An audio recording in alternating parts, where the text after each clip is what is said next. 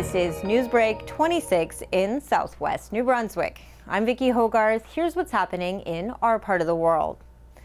Swallowtail Lighthouse on Grand Manan might be one of New Brunswick's most iconic lighthouses, but the landmark is under threat of being lost if it doesn't undergo major restorative work within the next year.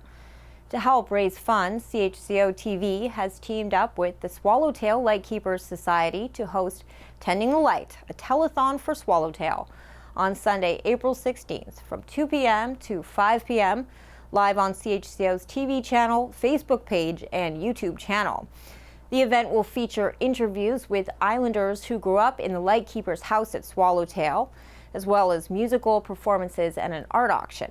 The event will be co-hosted by current Swallowtail Lightkeeper Ken Ingersoll, Grand Manan Mayor Bonnie Morse, MLA Andrea Anderson-Mason, Islander Glenn Foster, and more. Major donors like Sean Dunbar of Picaroons, who named a beer after Swallowtail, and Robert Griffith, representing the Rotary Club of Grand Manan, will also make guest appearances.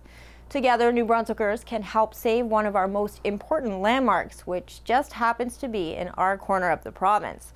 Swallowtail Lightkeepers Society has already raised $160,000 towards their goal of raising $479,000 to fully restore the exterior of both Swallowtail Lighthouse and the Keeper's House.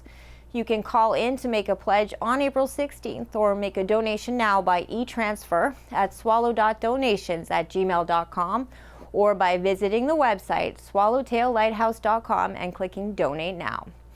The grand opening of the Hub in St. George took place on Thursday. The Hub is a multi-purpose community space that operates at 28 Main Street, which is also home to St. Mark's Anglican Church. Reverend Marianne Langmaid said it was a natural evolution for the church to also become a community gathering space where people can socialize, take workshops and courses, share meals, find support, and even use free Wi-Fi with access to computers. We have, as a church, had a passion for the community.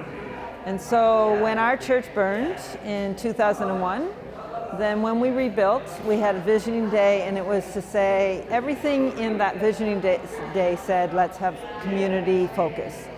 And so that's why this was built, and it's taken us 20 years to figure out how do we really serve the community. We've tried different ways, but when we began to sort of say, okay, we really have a building, how do we use it? We invited people from different organizations to come together and say, what are the needs in the area? And so that was the initial start of us having what we now call the Hub. The Hub also offers free space to local nonprofits and is partnered with local mental health and health groups to offer support to members of the community.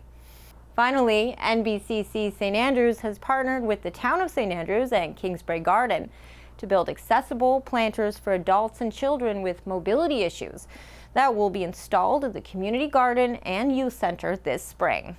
If you see in the middle there, a wheelchair can actually roll in right underneath of it on both sides, so people can actually access all sides of them. They just wheel in tight to it. They can get in the front of them, left side, right side, and we centered the part in the middle there so they can come around on both sides.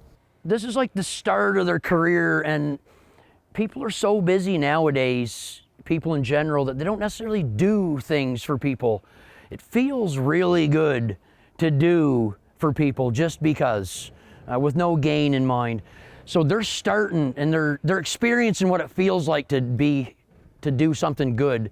And the hopes is for that to snowball, because we need people in community to do good things. That's all the news I have for you. For more stories and online exclusives, follow us on Facebook at CHCO.TV. A news and public affairs production of CHCO-TV, New Brunswick's only source for independent community television.